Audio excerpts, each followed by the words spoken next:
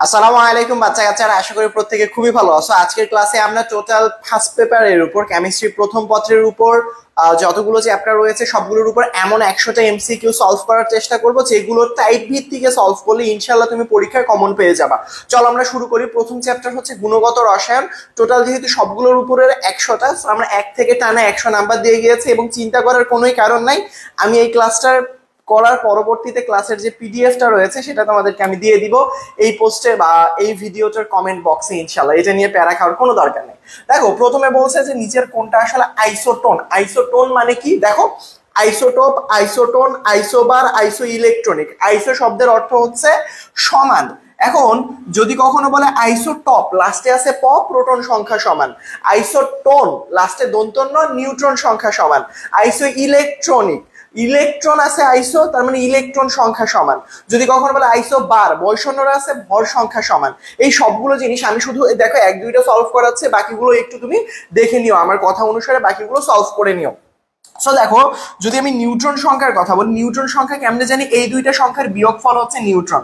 তাহলে এখন দেখো, এই 30 থেকে যদি আমরা 14 বিয়োগ করি তাহলে 16 পাওয়া যায়। 32 থেকে যদি 16 বিয়োগ করি 16 পাওয়া যায়। অর্থাৎ প্রথমেই দেখো, এইটার নিউট্রন সংখ্যা এবং এইটার নিউট্রন সংখ্যা সমান, অর্থাৎ প্রথম উত্তরটাই হচ্ছে ক। বাকি যখন তুমি 1 নম্বরের অপশনে উত্তরটা পেয়ে যাবা, বাকিগুলো ঘাটাঘাটি করার দরকারই নাই, প্রয়োজনীয়তাই নাই আসলে। আচ্ছা, ঠিক আছে। তার পরবর্তীতে দেখো, এই যে আইসোটোপ, আইসোটোন। তার পরবর্তীতে এই যে এরা পরস্পরের কি, দেখো যদি ভর সংখ্যা উপরের গুলো সমান হইতো হয়ে যেত আইসোবার, নিচের প্রোটন সংখ্যা সমান হতো তাইলে হইতো আইসোটোপ। এখন দেখো, আইসোটোপ এবং আইসোটোন, আইসোটোপ এবং আইসোবার কোনোটাই না। তাহলে আমরা এখানে বিয়োগ করি তো দেখি এদের নিউট্রন সংখ্যাটা কত। এটা হচ্ছে 16, এটাও হচ্ছে 16, এটাও হচ্ছে 16। তার মানে এরা পরস্পরের কি হবে? এরা পরস্পরের আইসোটোন হবে। তার পরবর্তীতে দেখো, এখানের মধ্যে ভালো করে খেয়াল করো কোনটা আইসোটোনের উদাহরণ। একই কথা, জাস্ট তুমি এখানের মধ্যে একটু দেখো, বারবার পরীক্ষা আসছে আইসোটোন, তাই বারবার বিয়োগ করো কোন দুইটার বিয়োগফল আসলে সমান। কোন জিনিস নিচ থেকে উপরটা বিয়োগ করো, ভর সংখ্যা থেকে প্রোটন সংখ্যা, দেখো কোনটার আসলে বিয়োগফলটা সমান, সেটাই তোমার উত্তর হয়ে যাবে ইনশাল্লাহ। তার পরবর্তীতে দেখো, এখানের মধ্যে বলছে কি মিল আছে। দেখো ভালো করে খেয়াল করো, আমি বলেছি কিন্তু সবসময় মনে রাখতে হবে আইসোটোপ, আইসোটোন, আইসোবার, আইসো ইলেকট্রনিক। তো তোমাদের এইচএসসি তে সব থেকে আইসোটোনটা বেশি আসে, আইসো ইলেকট্রনিকটা আসে। অর্থাৎ আইসো ইলেকট্রনিক, আইসো মানে সমান, ইলেকট্রন মানে হচ্ছে ইলেকট্রন সংখ্যাটা সমান, বা আইসো ইলেকট্রনিক মানে ইলেকট্রন সংখ্যাটা সমান হয়ে যাবে। কেমন? সো এখন দেখো, এখানের মধ্যে নিয়নের কথা যদি আমি প্রথমেই বলি, নিয়নে ইলেকট্রন এর সংখ্যা কতগুলো? উপরের তো ভর সংখ্যা, আমরা জানি নিয়নের হচ্ছে পারমাণবিক সংখ্যা হচ্ছে 10, তার ইলেকট্রন সংখ্যা হচ্ছে 10। ফ্লোরিনের ইলেকট্রন সংখ্যা 9টা ছিল, যেহেতু পারমাণবিক সংখ্যা 9, কিন্তু -1 মানে কি, সে একটা ইলেকট্রন গ্রহণ করে 10 করে ফেলেছে। ম্যাগনেসিয়ামের ইলেকট্রন ছিল 12টা, যেহেতু তার পারমাণবিক সংখ্যা 12, বাট 2টা ইলেকট্রন ত্যাগ করে দিয়েছে, প্লাস মানে বের করে দেয়া, তার ইলেকট্রন সংখ্যাও 10। তার মানে আমি কি বলতে পারি? সবারই আসলে কি সংখ্যা সমান? ইলেকট্রন সংখ্যা সমান। যার মানে ইলেকট্রন সংখ্যা মানে কি, এই যে আইসো ইলেকট্রনিক, এই যে দেখো আইসো ইলেকট্রনিক উইথ ইচ আদার, এটা একটু মনে রাখবো। কেমন? তারপরে দেখো কোনগুলো সম ইলেকট্রনিক। সম ইলেকট্রনিক মানে কি? সম ইলেকট্রন এবং সম মানে সমান, এটা বাংলা দিয়ে বোঝানো হয়। আর আইসো মানেও সমান, ইংরেজি টার্ম ব্যবহার করলে আইসো, বাংলা দিয়ে ব্যবহার করলে সম ব্যবহার করা হবে। সো আইসো ইলেকট্রনিক অথবা সম ইলেকট্রনিক সেম পার্ট, এটা নিয়ে প্যারা খাওয়ার দরকার নেই। এখন খুঁজে বের করো কোনগুলোর ইলেকট্রন সংখ্যা তোমার সমান। এখানের মধ্যে আমি উত্তর বলবো না, কিছু কিছু নিজেও চেষ্টা করো। কেমন? ইলেকট্রন সংখ্যা সমান তো বের করতে পারবে। জাল নোট শনাক্তকরণে কোন পদ্ধতি সাহায্যে নিব, এই জিনিসগুলো একটু মনে রাখবা। থিওরিটিক্যাল কিছু পার্ট পড়ে চলে আসে আসলে, জাল টাকা, তারপরে হচ্ছে ওই যে আমরা ইউভি রশ্মি ব্যবহার করি, তার পরবর্তীতে এমআরআই কোন ক্ষেত্রে ব্যবহার করা হয়, এনএরআর ডট, এই এতগুলো দরকার নেই। এমআরআইটা করবা এবং জাল নোটটা একটু বেশি ইম্পর্টেন্ট, যেটা আমি এখনই বলবো, আল্ট্রাভায়োলেট রশ্মি, এগুলো থিওরিটিক্যাল জিনিস একটু মনে রাখবা। কেমন? তারপরে এখানে বলছে NH4 আয়নে নিউট্রন সংখ্যা কত। খুবই সুন্দর একটা প্রশ্ন। বলতে পারতো এটার ইলেকট্রন সংখ্যা কত, বলতে পারতো এটা প্রোটন সংখ্যা কত, নিউট্রন সংখ্যা কত, ইলেকট্রন সংখ্যা কত, যে কোনো কিছুই চাইতে পারতো। এটা প্যারা খাওয়ার কিছু নাই। নিউট্রন সংখ্যা যখন তোমাকে জিজ্ঞেস করবে, দেখো NH4 প্লাস, প্লাসে আসলে নিউট্রন সংখ্যা তো কখনো কেউ ত্যাগ করে না, এই প্লাসটা আসলে ইলেকট্রন সংখ্যা বা এই সংখ্যাটাকে বোঝানো হয় আসলে। তো নাইট্রোজেনের প্রোটন কয়টা থাকে? নাইট্রোজেনের হচ্ছে 14-7টা থাকে। তাহলে এক একটা হাইড্রোজেনের প্রোটন কয়টা করে থাকে? একটা করে থাকে। তাহলে 4টা হাইড্রোজেন আছে, তার মানে 4 হাইড্রোজেনে কি কোনো প্রোটন থাকে? উত্তর না, হাইড্রোজেনে কোনো প্রোটন নাই। হাইড্রোজেনে কিন্তু এই যে H11, অর্থাৎ এটার প্রোটন সংখ্যা 1 হয় এবং এটার নিউট্রন সংখ্যা 0 হয়, এটার ইলেকট্রন সংখ্যা 1 হয়। এইটা কিন্তু একটু দেখছো কেন প্রশ্নটা দিয়েছে, কারণ হাইড্রোজেনে কোনো নিউট্রন নাই, 0, তাহলে যোগ বিয়োগ করলে কত হবে? 7 হবে, কারণ প্লাস দিয়ে তো কোনো যায় আসে না। এটা হচ্ছে তোমার কি সংখ্যা? নিউট্রন সংখ্যা। যদি তোমাকে বলতো ইলেকট্রন সংখ্যা কত, নাইট্রোজেনের ইলেকট্রন 7টা যোগ 4টা হাইড্রোজেনের ইলেকট্রন হচ্ছে 4টা, কিন্তু এই +1 মানে কি, সে একটা বের করে দিয়েছে তাই -1, তাহলে এখানের মধ্যে কত হইলো? মোট হইতো 10টা, অর্থাৎ ইলেকট্রন চাইলে হয়তো 10টা এবং নিউট্রন চেয়েছে, যার কারণে উত্তর হবে কয়টা? 7টা। এগুলো একটু মনে রাখতে হবে, কেমন? এই যে দেখো এখানে আমি এগুলো একদম নোট করে দিয়ে দিয়েছি, এগুলো আমি তোমাদেরকে দিয়ে দিব ইনশাল্লাহ, এটা নিয়ে প্যারা খাইও না ইনশাল্লাহ, কেমন? আচ্ছা, তারপর বলছে এই যে তেজস্ক্রিয় কোবাল্ট এর সাহায্যে কোন রোগ নির্ণয় করা হয়, এই জিনিসগুলো কিন্তু বেশ গুরুত্বপূর্ণ। অর্থাৎ ওই তেজস্ক্রিয় আইসোটোপ যখন পড়বা, আইসোটোপের ব্যবহারগুলো একটু রিডিং পড়ো, কোন আইসোটোপটা কোন ক্ষেত্রে ব্যবহার করা হচ্ছে, এই জিনিসগুলো গুরুত্বপূর্ণ। হ্যাঁ, এগুলো একটু গুরুত্বপূর্ণ, এগুলো প্রশ্ন পরীক্ষার মধ্যে চলে আসতে পারে ইনশাল্লাহ। পরমাণু নিউক্লিয়াস ধনাত্মক আধানযুক্ত কোন বিজ্ঞানী প্রমাণ করেন? দেখো ভাইয়া ভালো করে বুঝো কি বলছে। পরমাণু নিউক্লিয়াস, এই যে রাদারফোর্ড পরমাণু মডেল, বোর পরমাণু মডেল, অরবিট সম্পর্কে কে ধারণা দিয়েছে, অরবিটাল সম্পর্কে কে ধারণা দিয়েছে, কে কোনটা বলেছে, এই জিনিসগুলো পড়বা। এটা 9-10-এরই প্রশ্ন। নিউক্লিয়াস আধানযুক্ত, এটা রাদারফোর্ড বলছে, যেটা রাজশাহী বোর্ডে চলে এসেছিল, কেমন? তার পরবর্তীতে দেখো, তার পরবর্তী প্রশ্ন যদি বলি, কোন মতবাদ পরমাণু সৌরজগৎ, ওই যে একই কথা, সৌরজগৎ, রাদারফোর্ড আসলে পরমাণুটাকে সৌর মডেল, সৌরজগতের সাথে তুলনা করেছিল, যার কারণে রাদারফোর্ড পরমাণু মডেলটাকে সৌর মডেলও বলা হয়ে থাকে। কি মডেল বলা হয়? উত্তর হচ্ছে সৌর মডেলও বলা হয়ে থাকে। তার পরবর্তীতে যদি আমি বলি কোন মতবাদ, এই যে এগুলো একটু পড়বা, সোলার সিস্টেম বা সৌর মডেল, এগুলো আমি উত্তরগুলো তোমাদেরকে দিয়ে দিব। বোর পরমাণু মডেলের ক্ষেত্রে প্রযোজ্য হবে, সবসময় মনে রাখবা, বোর অথবা রাদারফোর্ড পরমাণু মডেল প্রযোজ্য হয় যাদের শুধুমাত্র একটাই ইলেকট্রন থাকে, একটাই ইলেকট্রন। তো হাইড্রোজেন প্লাসের ইলেকট্রন কয়টা বলো তো ভাইয়া? হাইড্রোজেনের ইলেকট্রন ছিলই তো একটা, প্লাস মানে কি একটা বের করে দিছে, তার ইলেকট্রন এখন 0টা। হিলিয়ামের ইলেকট্রন কয়টা? দুইটা ছিল হিলিয়ামের, একটা বের করে দিছে, যার কারণে একটা এখন। লিথিয়ামের ইলেকট্রন কয়টা? তার ইলেকট্রন ছিল 3টা, কিন্তু একটা প্লাস করে বের করে দেওয়ার কারণে হয়েছে 2টা। বেরিলিয়াম হচ্ছে, এই যে দেখো, হাইড্রোজেন, হিলিয়াম, লিথিয়াম, বেরিলিয়াম 4টা ছিল, একটা বের করার কারণে হয়ে গেছে তার আসলে 3টা।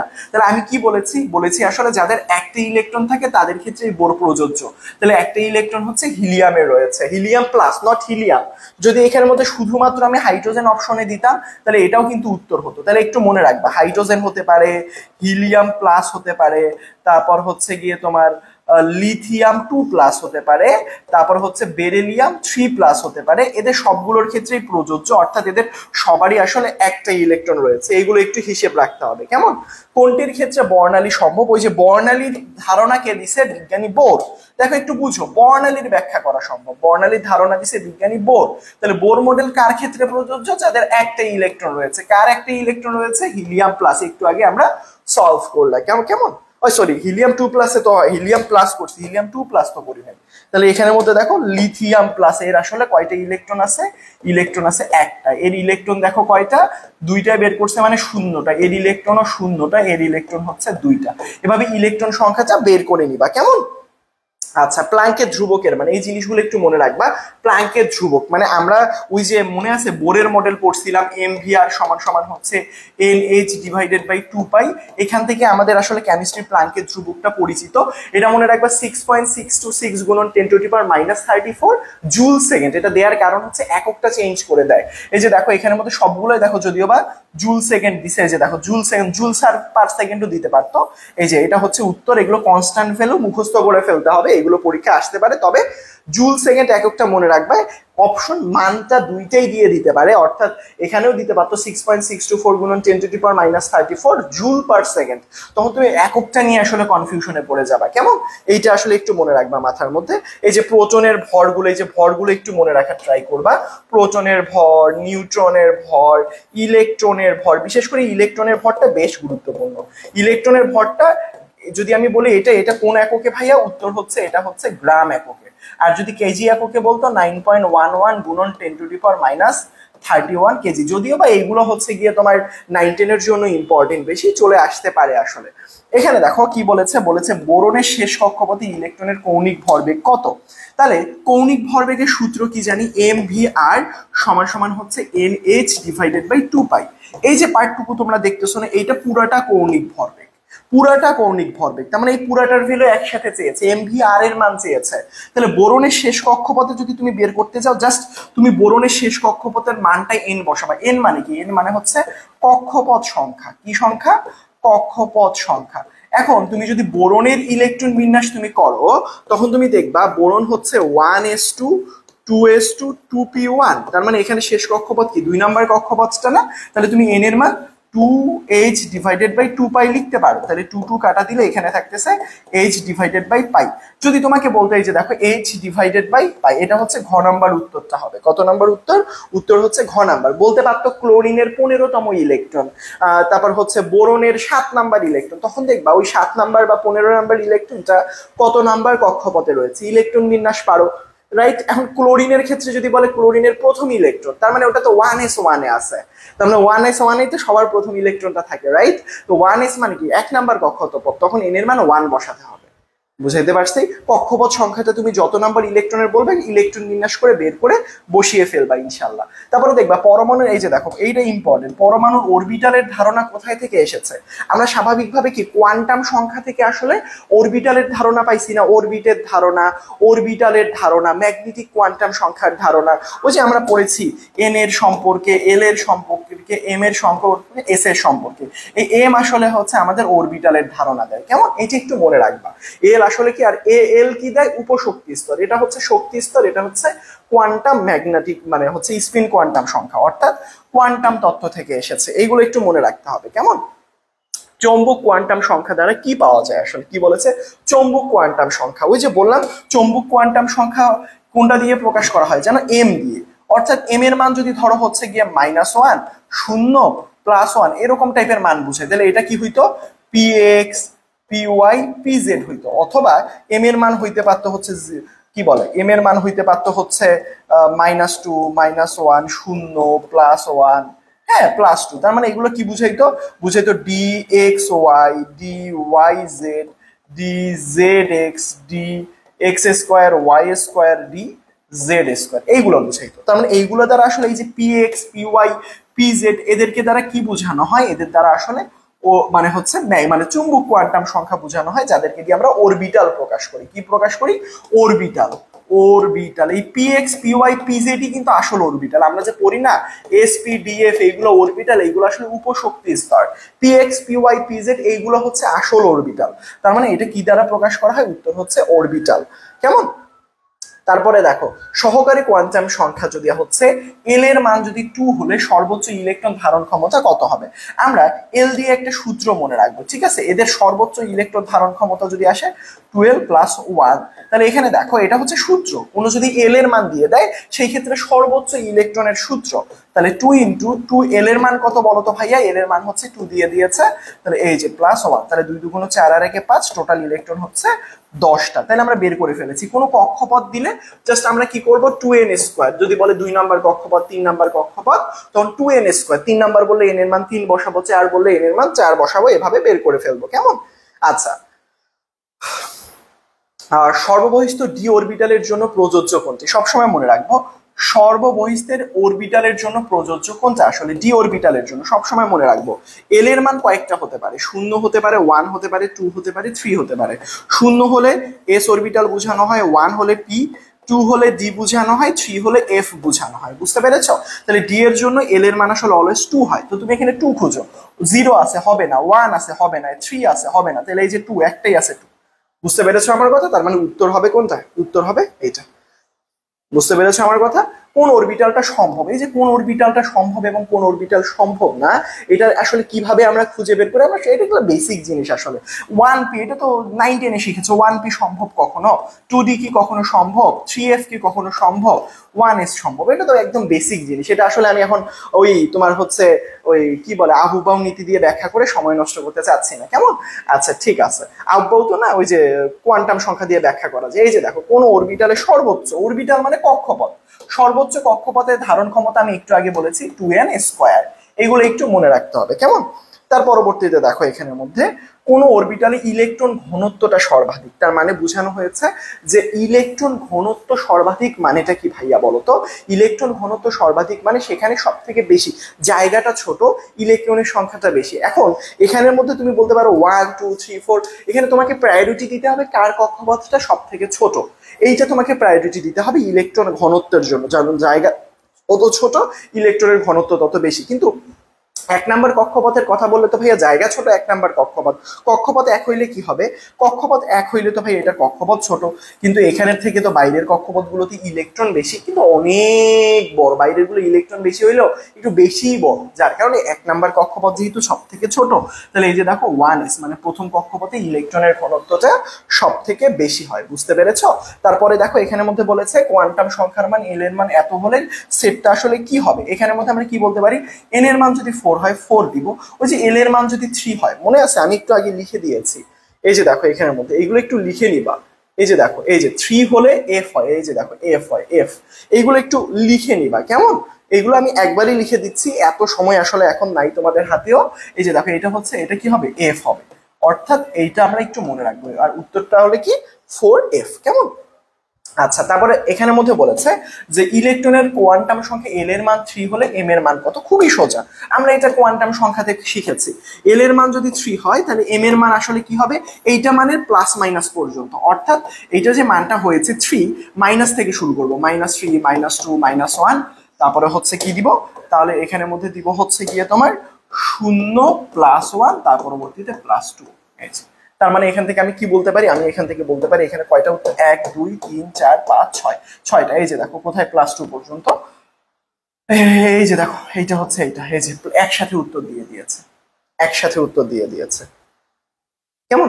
আচ্ছা, নিচের কোয়ান্টাম নাম্বারের তোমার হচ্ছে বাস্তব সেট কোনটা? সবসময় মনে রাখবে, এরকম বাস্তব সেট যদি তোমার কাছে দেয় সবসময় মনে রাখবে এন এর মান, সবসময় ভালো করে খেয়াল করে রাখবা, এন এর মান এল এর মানের থেকে বড় হয়, এইটার মান আবার হচ্ছে এম এর মান হবে প্লাস মাইনাস পর্যন্ত, এইটা একটু মনে রাখবা, ভালো করে বুঝো। এখানের মধ্যে এন এবং এল কোথাও সমান হতে পারে না, অলওয়েজ অলওয়েজ অলওয়েজ এখানে এন এর মানটা এল এর থেকে বড় হবে। তাহলে এখানে দেখো 2 আছে, এখানে 1 আছে, এটাও মানে, এটাও মানে, এটাও মানে, এটাও মানে, এন এবং এল এর মানে কোনো সমস্যা নেই, কারণ এল এর মানটা কখনো এন এর মানের থেকে বড় হতে পারে না। তাহলে সবগুলো শর্ত মেনে গেছে, কোনোটা না মানলে বাদ দিয়ে দিতাম। এখানে দেখো এল এর মান এবং এম এর মানটা সমান হতে পারে, সমান হতে পারে, এম কি কখনো বড় হবে? উত্তর হচ্ছে না, এল এবং এম সবসময় সমান হয়। তাহলে এখানে দেখো এল হচ্ছে 1, দেখো এখানের মধ্যে একটা জিনিস বুঝতে হবে, আবার বড় হতে পারে না এল, আসলে এই যে দেখো এল বড় হতে পারে, এম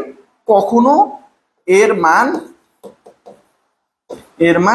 এর থেকে, এল এর থেকে ছোট বা সমান, এটা একটু মনে রাখবা, ছোট অথবা সমান হবে, সবসময় মনে রাখবা। এটা ছোট, যদি এই জিনিসটা আমি এভাবে দিই তাহলে সব থেকে ভালো হয়, এর থেকে ছোট অথবা সমান, এরকম টাইপের, ছোট অথবা সমান মানে কখনো বড় হতে পারবে না। এখানে দেখো এম এর মান আছে, এটা এটা এটা এটা সমান দিয়ে দিছে, কোনো সমস্যা নেই, এটা ছোট দিয়ে দিছে, এল এর মান 0, এটার মান 0, সমান দিয়ে দিছে, এটা 0, এটা দিছে 1, কখনো কি, এই যে দেখো তো এখানের মধ্যে কি করছে ওরা, L is less than M করে ফেলছে, তাহলে উত্তর হবে এটা। এটা একটু মনে রাখবা যে এল এর থেকে এন এর মান বড়, এল এর থেকে এম এর মান সমান অথবা বড় হবে, এইটা একটু মনে রাখবো, কেমন? এখানে দেখো 14তম, এই যে দেখো এটা হচ্ছে হুন্ড্রির নীতি অনুসারে দিয়েছে যে 14তম ইলেকট্রনের ক্ষেত্রে 4টি কোয়ান্টাম সংখ্যার সেট আসলে কোনটা। বুঝতে পেরেছো আমার কথা? কি বলেছি? ক্লোরিনের 14তম ইলেকট্রনের ক্ষেত্রে 4টি কোয়ান্টাম সংখ্যার সেট। দেখো 14তম ইলেকট্রনের কথা যদি আমি বলি ক্লোরিনের, দেখো এখানে আমি যখন ক্লোরিনের ইলেকট্রন বিন্যাস করব 1s2 2s2 2p6 3s2 3p5, এখন 14তম ইলেকট্রনটা খুঁজে বের করতে হবে। তো 14তম ইলেকট্রন কিভাবে খুঁজে বের করবো? এখান থেকে এই পর্যন্ত তার 10টা ইলেকট্রন চলে গিয়েছে, এই যে এখান থেকে এটা হচ্ছে 12টা ইলেকট্রন, এখানে গান, তাহলে 13 14 15 এগুলো সব 3p-তে আছে। এখন ভাইয়া এটা আসলে কততম ইলেকট্রন বুঝবো কেমনে? এভাবে টান দিবা কোনটা কততম ইলেকট্রন বোঝার জন্য। হ্যাঁ, 1 2 3 4 5টা দিলাম, ভালো করে বুঝো, ভালো করে বুঝো, 3p5, রাইট, 3p5। তাহলে এখানে দেখো এটা কত পর্যন্ত গেছিল? 12 নাম্বার পর্যন্ত, তারপর থেকে শুরু করে এই যে 13 14 15, এই যে, আর এটা তো পি অরবিটাল, এই যে দেখো 15, তারপর হবে এখানে কি এই যে 16, তারপরে হচ্ছে 17। কিন্তু আমার যে এই যে ইলেকট্রনটা ছিল 12-র পরে 13, এই যে 14, এইটা হচ্ছে 14 নাম্বার ইলেকট্রন, এইটা হচ্ছে 14 নাম্বার ইলেকট্রন। তাহলে 14 নাম্বার ইলেকট্রনের জন্য কি হবে বলতো ভাইয়া? আমরা প্রথমে কিসে 14 নাম্বার ইলেকট্রন খুঁজে পাইছি? 3p তে ইলেকট্রন খুঁজে পাইছি। 3 এর জন্য n এর মান কত? 3। এল এর মান কত? বারবার বলেছি যে এল এর মান হবে 0 1 2 3 s p d f। তাহলে 1 হইলে পি হচ্ছে, এই যে দেখো এটার মান হবে 1। তাহলে এখানে এম এর মানটা কত হবে? এই যে দেখো তুমি যে এখানে করছো না, এটা হচ্ছে -1 0 +1। এটা আমার কোয়ান্টাম সংখ্যা যারা একটু প্যারা খাও, এটা কিন্তু একটা ঘ নাম্বার প্রশ্নের মতো দিয়ে দিয়েছে। আমার গুণগত রসায়নের কোয়ান্টাম সংখ্যা দিয়ে একদম ডিটেইলসে ক্লাস করিয়ে দিয়েছি, সেটা একটু দেখে ফেলবা কেমন। এই যে দেখো এটার মান হবে, এম এর মান কয়টা? এটার মান যদি -1 হয়, সরি 1 হয়, এম এর মান হবে -1 0 +1, রাইট? তাহলে এখানে আমি তিনটার মধ্যে কোনটা বসাবো? এটা যেহেতু এই যে 0 বরাবর আছে, এটা 0-তে বসাবা। এস এর মান কত হবে? এস এর মান +1 নাকি -1? আমরা জানি উপরের দিকে যদি ইলেকট্রন উঠে থাকে তাহলে সেটা +½ হয়ে যায়। অর্থাৎ এটা হবে এন এর মান 3, এল এর মান 1, এম এর মান 0। এই যে এম এর মান 0, এই যে দেখো, তার মানে এটা হচ্ছে এটা, এই যে এইটা, এই যে এটা, এটা। আবারও বলতেছি, এই হিসাবটা না বুঝলে কোয়ান্টাম সংখ্যা তোমাকে আবারও দেখতে হবে। আই হোপ তোমরা কোয়ান্টাম সংখ্যা বা গুণের নীতিটা পারো। না পারলে ডিটেইলসে একটু হচ্ছে আমার কোয়ান্টাম সংখ্যার উপর গুণগত রসায়নে ডিটেইলস ক্লাস রয়েছে, এটা কিন্তু ঘ নাম্বার প্রশ্নে দেয় কেমন। আচ্ছা, এখানের মধ্যে বলছে তরঙ্গ দৈর্ঘ্য কোন রশ্মির বেশি। সবসময় মনে রাখবো যাদের আসলে তরঙ্গ বেশি, দৈর্ঘ্য বেশি, তাদের আসলে কম্পাঙ্ক কম হয়। কম্পাঙ্ক কম যাদের, তাদের তরঙ্গ দৈর্ঘ্যটা বেশি হয়। এই ক্ষেত্রে আমরা এই যে এদের নামটা একটু মনে রাখবো। এক্স রে, এটা কি বেশি আসলে? তোমার হচ্ছে তরঙ্গ সংখ্যা, সরি তরঙ্গ সংখ্যাটা বেশি। এইগুলো একটু থিওরিটিক্যাল জিনিসপত্রগুলো আমরা একটু দেখে নিব কেমন। তার পরবর্তী সবুজ আলোর তরঙ্গ দৈর্ঘ্য কত? এটা কিন্তু সিকিউর এর জন্য ইম্পর্টেন্ট। ওই যে তোমাকে ল্যামডার মান বের করতে বলবে, ওই যে তোমাকে ল্যামডার মান বের করতে বলবে, ল্যামডার মান বের করতে বলার পরবর্তীতে তোমাকে বলবে যে ভাইয়া তুমি তো ল্যামডার মান বের করেছো, এটা কি দৃশ্যমান আলোক অঞ্চলে পড়বে নাকি অদৃশ্যমান আলোক অঞ্চলে পড়বে? এই টাইপের প্রশ্ন জিজ্ঞেস করবে। বুঝতে পেরেছো আমার কথা? তো এই টাইপের যদি তোমাকে প্রশ্ন জিজ্ঞেস করে তাহলে তুমি কিভাবে উত্তর দিবা, এই জিনিসগুলো মুখস্থ রাখতে হবে। কোনটার ভ্যালু কত হবে, এইগুলোর মান একটু মুখস্থ রাখবা। এই যে দেখো এখানের মধ্যে বলছে যে এই ক্ষেত্রে লাইম্যান সিরিজের, আসলে লাইম্যান সিরিজের ক্ষেত্রে n1 এর মান কত? সবসময় মনে রাখবা লাইম্যান, বামার, প্যাশসেন, ব্র্যাকেট, ফুড, নাম 5টা মুখস্থ রাখতে হবে। লাইম্যান মানে 1, তারপর বামার 2, লাইম্যান, বামার, প্যাশসেন 3, তারপরে ব্র্যাকেট হচ্ছে 4 এবং ফুড হচ্ছে 5 নাম্বার। তার মানে লাইম্যান, বামার। তো এখানে কি বলছে? লাইম্যান, অর্থাৎ এন এর মান হচ্ছে কি হবে বলতো? 1 হবে। এবং সবসময় মনে রাখবে n1, দুইটা কক্ষপথ যে পরীক্ষার হলে তোমার দেয়া থাকে, সবসময় মনে রাখবে এটার মানটা তুমি ছোট ব্যবহার করবা আর এটা বড় কক্ষপথের মানটা ব্যবহার করবা। তো 1 নাম্বার কক্ষপথ মানে তোমাকে কি বলেছে? লাইম্যান যেহেতু এখানে বলে দিয়েছে, তার মানে এটা 1 নাম্বার কক্ষপথ তোমাকে ইন্ডিকেট করতেছে কেমন। তারপরে দেখো হাইড্রোজেন পরমাণুর একটি ইলেকট্রনের তৃতীয় শক্তি স্তর থেকে প্রথম শক্তি স্তরে আসলে তরঙ্গ দৈর্ঘ্য কত সৃষ্টি হবে? ওই যে আমি বললাম, জাস্ট এটা দিয়ে তুমি নির্ণয় করবা 1/λ সমান সমান হচ্ছে RH, তারপরে কি করব 1 - n1² - 1/n2², এটা করব। এখন প্রশ্ন হচ্ছে RH এর মান কত বসাবো? ভালো করে খেয়াল করো, তোমার এখানে আসলে অ্যাংস্ট্রনের কথা বলেছে, সবগুলোর উত্তরে দেখো অ্যাংস্ট্রন দিয়ে দিয়েছে, রাইট? তো যেটাই দিয়ে থাক, তুমি এটা ল্যামডার মান 2টা জানো, মনে রাখবা ল্যামডার মান হচ্ছে, যদি তুমি ন্যানোমিটারে বের করতে চাও তাহলে বসাবা 10 96 78 গুণন 10⁻⁻²। যদি এটা তুমি ন্যানোমিটার এককে বসাইতে চাও, ন্যানোমিটার কেমন।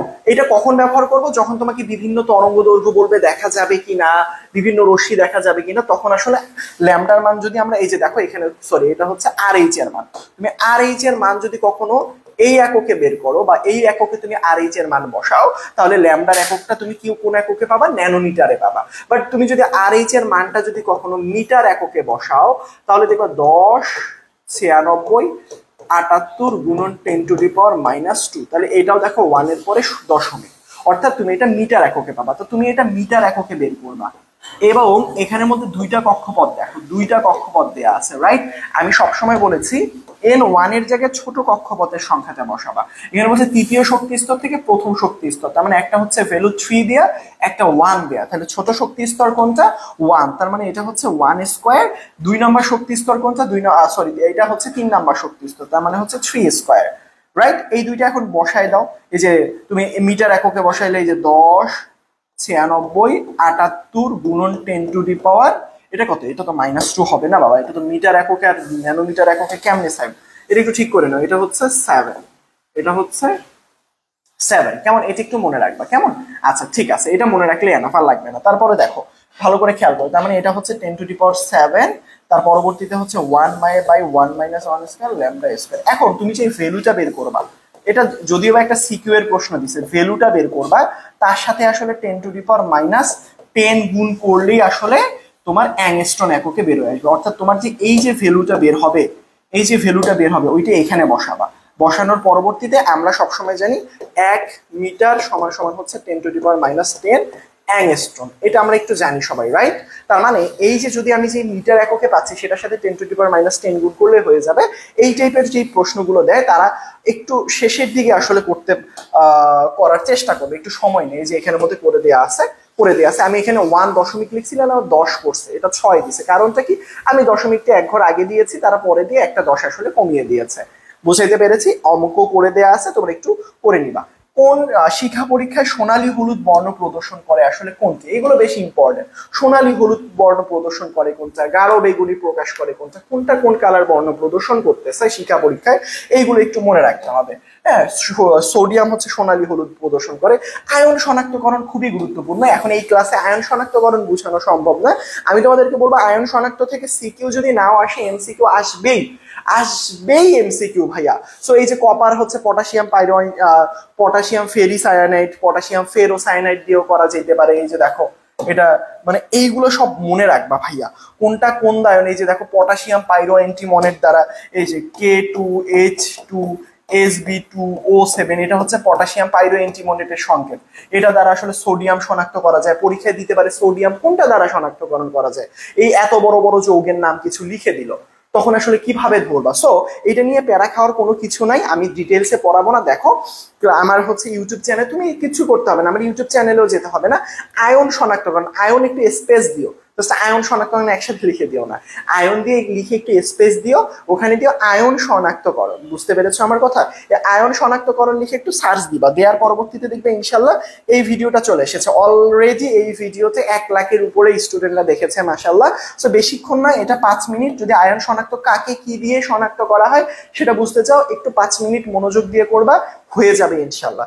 আর যদি মনে হয় যে আমি বর্ণ কোনটা কোন বর্ণ প্রদর্শন করে, সেটা 5 মিনিট, অর্থাৎ 10 মিনিটের একটা ক্লাস করে 5 মিনিট যোগ 5 মিনিট, এটা হচ্ছে আয়ন শনাক্ত। শুধু যদি শিখতে চাও আয়ন শনাক্তকরণ, 5 মিনিট দেখলে হবে। মনে হয় যদি আয়ন শনাক্ত করার পর যে বর্ণগুলো পড়ে সেগুলো কিভাবে করবে, এটার জন্য এটা সলভ করলেই ইনশাল্লাহ এনাফ, আর কিচ্ছু লাগবে না।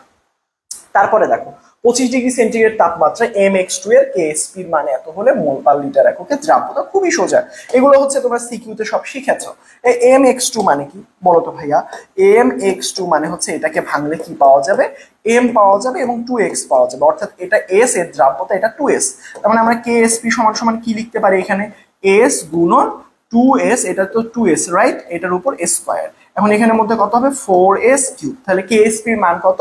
KSP এর মান হচ্ছে 7.4 গুণন 10⁻11 রাইট। তাহলে s এর ভ্যালু কত হবে? এই জাস্ট সাইড চেঞ্জ করে ফেলো, ভাগ করে ফেলো, জাস্ট উত্তরটা বেরিয়ে যাবে ইনশাআল্লাহ। উত্তরটা বেরিয়ে যাবে। এখানের মধ্যে কত হবে? এখানে হচ্ছে 4 রাইট, উত্তরটা বেরিয়ে যাবে ইনশাআল্লাহ। সো এটা, হ্যাঁ, এটা করলেই উত্তরটা বের হয়ে যাবে, জাস্ট বের করে ফেলবা, কেমন? আচ্ছা ঠিক আছে। যেহেতু আমরা এই যে পার্টগুলো পড়লাম, এখান থেকে মোটামুটি গুণগত রসায়নের প্রশ্ন আসে। সো তোমার যদি মনে হয় যে হ্যাঁ একটা রিভিশন দেওয়া হয়েছে কিনা, হয়েছে মাশাআল্লাহ, বাট আমি যেই টাইপের কথা বলেছিলাম, এই যে ধরো আমি এটা এখন এই মান দিয়ে সলভ করাই দিলাম, পরীক্ষায় হতে পারে দ্রাব্যতা দিয়ে দিয়েছে, অর্থাৎ এস এর মান দিয়ে দিয়েছে, মানে এইটাই যে আসবে ব্যাপারটা তো এমন না। এখানের মধ্যে কি দিয়েছে? KSP দিয়েছে, KSP দিয়ে দিছে, এস এর মান চাইছে। হতে পারে পরীক্ষার মধ্যে তোমাকে এস এর মান দিয়ে দিছে, বলছে দ্রাব্যতার এত, KSP কত, কিচ্ছু না, তখন জাস্ট এস এর মানটা বসাই দিব। এভাবে কিছু বিগত বছরের প্রশ্ন সলভ করো, নিজে নিজে একটু সলভ করো, ইনশাআল্লাহ তুমি পারবা। আশা করি সবাই বুঝতে পারছো গুণগত রসায়নের পার্ট। ইনশাআল্লাহ নেক্সট আবার পরিমাণগত রসায়নে দেখা, মৌলের পর্যায়বৃত্ত ধর্ম ক্লাসে দেখা হবে ইনশাআল্লাহ। আমরা মৌলের পর্যায়বৃত্ত ধর্ম অধ্যায়টা থেকে এমন কিছু এমসিকিউ সলভ করার চেষ্টা করব যেগুলো পড়লে ইনশাআল্লাহ ওই টাইপের জিনিসগুলো পরীক্ষাতে ঘুরে ফিরে চলে আসে। তুমি মনে করো না যে ধরো আমি যে এমসিকিউ গুলো সলভ করবো হুবাহু আসবে, হ্যাঁ এই টাইপের আসবে, হয়তো বা হুবাহু চলেও আসতে পারে, আমি তো আসলে প্রশ্ন দেখিনি। সুতরাং বিগত বছরের প্রশ্ন অ্যানালাইসিস করে যেই টাইপগুলো থেকে যেই টপিকগুলো থেকে প্রশ্ন আসে সেগুলোই রেখেছি। ইনশাআল্লাহ চলো এই ক্লাসগুলো এই টপিকের পড়াগুলো কমপ্লিট করে ফেলে। চলো আমরা এখন মৌলের পর্যায়বৃত্ত ধর্ম পড়বো। প্রথমে দেখো বলেছে পর্যায় সারণীর কোন গ্রুপের মৌলগুলো তীব্র জারক। আচ্ছা তীব্র জারক মানে কি জানো? তীব্র জারক মানে হচ্ছে যারা সহজে ইলেকট্রন গ্রহণ করতে চায়। কি গ্রহণ করতে চায়? উত্তর হচ্ছে ইলেকট্রন গ্রহণ করতে পারে যারা। সবসময় মনে রাখবা গ্রুপ 17 মৌলগুলো তারা সব থেকে কাছাকাছি হ্যালোজেন অর্থাৎ নিষ্ক্রিয় গ্যাসের কাছাকাছি আছে। তারা চায় কোনোভাবে টুক করে একটা ইলেকট্রন গ্রহণ করে 18 অর্থাৎ নিষ্ক্রিয় গ্যাসের মতো অবস্থা লাভ করতে। যার কারণে আমরা বলবো এটা গ্রুপ কত? অবশ্যই গ্রুপ 17তম হবে। এর থেকে একটু কম হইলে গ্রুপ 16, যদি 17 অপশনে না থাকতে 16, 16 অপশনে না থাকতে 15, বাট 17ই থাকে আর কি। সব থেকে বেশি হচ্ছে জারক হচ্ছে 17, আর সব থেকে বেশি বিজারক হচ্ছে গ্রুপ 1। জারক হচ্ছে গ্রুপ 1, বিজারক হচ্ছে গ্রুপ 1। কেন গ্রুপ 1 বিজারক? কারণ তারা খুব তাড়াতাড়ি ইলেকট্রন ত্যাগ করে দিতে মানে চায় আর কি। বুঝতে পারছো আশা করি। তার পরবর্তীতে আমি প্যারা খাইও না, স্লাইডটা ইনশাল্লাহ দিয়ে দিব। স্লাইডটা হচ্ছে ডিসক্রিপশন বক্সে চলে গেলে ইনশাল্লাহ এটার পিডিএফটা পেয়ে যাবে। এটা নিয়ে প্যারা খাওয়ার কোনো কিছুই নাই। পরবর্তীতে দেখো পর্যায় সারণীতে বেরিলিয়ামের সাথে কর্ণ সম্পর্ক। সবসময় মনে রাখবা কোনো কারোর সাথে যদি তোমাকে কর্ণ সম্পর্ক বের করতে বলে ওইটার পারমাণবিক সংখ্যার সাথে 9 যোগ করে দিবা। অর্থাৎ তুমি এখানে খেয়াল করো বেরিলিয়ামের পারমাণবিক সংখ্যা কত? Hydrogen, helium, lithium, beryllium. বেরিলিয়ামের হচ্ছে 4, তাহলে টোটাল যোগ করলে কত আসে হচ্ছে 13। 13তম পরমাণুটার নামটা কি? উত্তর হচ্ছে অ্যালুমিনিয়াম। তাহলে এটার উত্তর হচ্ছে অ্যালুমিনিয়াম। শুধুমাত্র কি করবা? যাদের পারমাণবিক সংখ্যা 9 এর থেকে বেশি তাদের সাথে 9 যোগ করবা। যাদের পারমাণবিক সংখ্যা 9 এর থেকে কম, যাদের পারমাণবিক সংখ্যা 9 এর থেকে বেশি, যদি তোমাকে বলতো অ্যালুমিনিয়ামের কর্ণমৌল কোনটা, তাহলে অ্যালুমিনিয়ামের পারমাণবিক সংখ্যা কত? 13 না? তার মানে এটা পারমাণবিক সংখ্যা 9 এর থেকে বেশি, তাই আমি এটাকে 9 বিয়োগ করব, অর্থাৎ 4, অর্থাৎ বেরিলিয়াম হচ্ছে তার হচ্ছে কর্ণমৌল, কারণ বেরিলিয়ামের পারমাণবিক সংখ্যা হচ্ছে 4। সো 9 এর থেকে বেশি পারমাণবিক সংখ্যা হলে 9 বিয়োগ করব, 9 এর থেকে কম পারমাণবিক সংখ্যা যেমন বেরিলিয়াম আমরা 9 যোগ করে দিব, উত্তরটা বেরিয়ে যাবে খুব সুন্দরভাবে। তার পরবর্তীতে দেখো পরবর্তীতে বলছে এইভাবেও তোমরা কর্ণ সম্পর্ক মুখস্থ রাখতে পারো, বাট মুখস্থ করার কোনো দরকার নেই। এইটার কর্ণ সম্পর্ক এইটা, এইটার কর্ণমৌল এইটা, জাস্ট পারমাণবিক সংখ্যার সাথে তুমি 9 যোগ করে দিলেই হবে। হ্যাঁ, সো এখন দেখো তার পরবর্তীতে এখানের মধ্যে M3+ 23টা ইলেকট্রন থাকলে কি জিজ্ঞেস করেছে? M3 আয়নে 23টা ইলেকট্রন থাকলে M এর পারমাণবিক সংখ্যা কত? মজার বিষয় দেখো M3+ মানেটা কি? আমরা যখন কারো পারমাণবিক সংখ্যা হিসাব করব এইভাবে হিসাব করবো। দেখো M3+ মানে কি? সে আসলে M 3টা ইলেকট্রন ত্যাগ করে দিয়ে কি হয়েছে? M3+ পরিণত হয়েছে। তার মানে আমার তো আসলে M3+ এর হিসাব করতে হবে না, বলছে M এর পারমাণবিক সংখ্যা, মানে এক্স্যাক্টলি M এরটা হিসাব করতে হবে। তাহলে M3+ যেহেতু 3টা ইলেকট্রন বের করে দিয়েছে, তাকে যদি আমি M3+ এর সাথে যদি আমি 3টা ইলেকট্রন যোগ করে দেই তাহলেই তো M পাওয়া যাচ্ছে। মানে বিষয়টা খুবই সোজা। জেনারেলি চিন্তা করো ভাই, M মানে কি? M এর মানে M3+ হয়েছে মানে কি 3+ এর সময় তার 3টা ইলেকট্রন বেরিয়ে গেছে, রাইট? তো 3টা ইলেকট্রন বেরিয়ে গেলে M মানে কি? তার এখন তার ইলেকট্রন কয়টা? M3+ এর 23টা। তাহলে আগে যখন সে M ছিল তখন তার ইলেকট্রন কয়টা ছিল? 26টা। M3+ এর যদি হয় 23টা তাহলে M এর হবে 26টা, কারণ 3টা ইলেকট্রন তো M তো আর ত্যাগ করে নাই, M3+ ত্যাগ করেছে, রাইট? তাহলে 26টা ইলেকট্রন বিশিষ্ট পরমাণুর নামটা কি? উত্তর হচ্ছে আয়রন। তাহলে এখানে কোনটা? আয়রন। এই যে দেখো 26। বুঝাইতে পারছি? যদি এরকম মাইনাস হইতো তাহলে ইলেকট্রন গুলো কি করতাম? বের করে দিতাম, বিয়োগ করে দিতাম আসলে। ক্রোমিয়াম পরমাণুতে কতগুলো অযুগ্ম ইলেকট্রন আছে? অযুগ্ম শব্দের অর্থটা কি? অযুগ্ম শব্দের অর্থ হচ্ছে বিজোড় ইলেকট্রন সংখ্যা। খুবই গুরুত্বপূর্ণ একটা প্রশ্ন। বিজোড় ইলেকট্রন রয়েছে কতগুলো আসলে? এই টাইপের যখন তোমরা প্রশ্ন দেখবা তখন একটা জিনিস খেয়াল করবা, যখন তুমি বিজোড় ইলেকট্রনটা হিসাব করবা তখন তুমি খেয়াল করবা এই যে ক্রোমিয়ামের কথা বলেছে, তখন তুমি ইলেকট্রন বিন্যাস করবা। তো ক্রোমিয়ামের ইলেকট্রন বিন্যাস করলে লাস্টে কি দেখা যায় বলো তো? বলছে কতগুলো বিজোড় ইলেকট্রন আছে, দেখা যায় 3d5, তার পরবর্তীতে 4s1। তখন তোমাকে যেটা করতে হবে, এটা তো সবার বহিস্থ শক্তি স্তরের ইলেকট্রন বিন্যাস, রাইট? সবার শেষের দুইটা। তো ডিকে এগুলোর বিজোড় ইলেকট্রন বের করার ক্ষেত্রে আমরা এভাবে অরবিটাল গুলো আট করবো, 1 2 4, অর্থাৎ এটা হচ্ছে ক্রোমিয়ামের D5। তাহলে D5 হলে কি করবো? আমরা হুন্ডের নিতে শিখেছি না, একটা একটা করে আগে ইলেকট্রন দিব। এই যে 5টা ইলেকট্রন চলে গেল। তার পরবর্তীতে কি আছে? তার 4s1 আছে, রাইট? তাহলে 4s1 এর ক্ষেত্রে আমরা কি করবো? এই যে দেখো 4s1, তাহলে 4s1 কি? একটা ইলেকট্রন, তাই একটা। দেখো তো এখানে সবগুলোই কি বিজোড় না?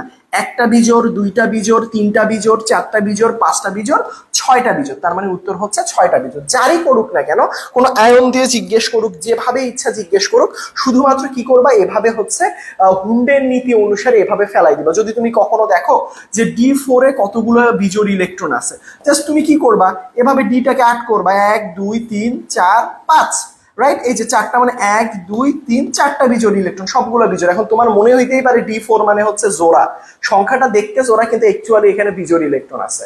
বুঝাইতে পেরেছি? বুঝাইতে পেরেছি?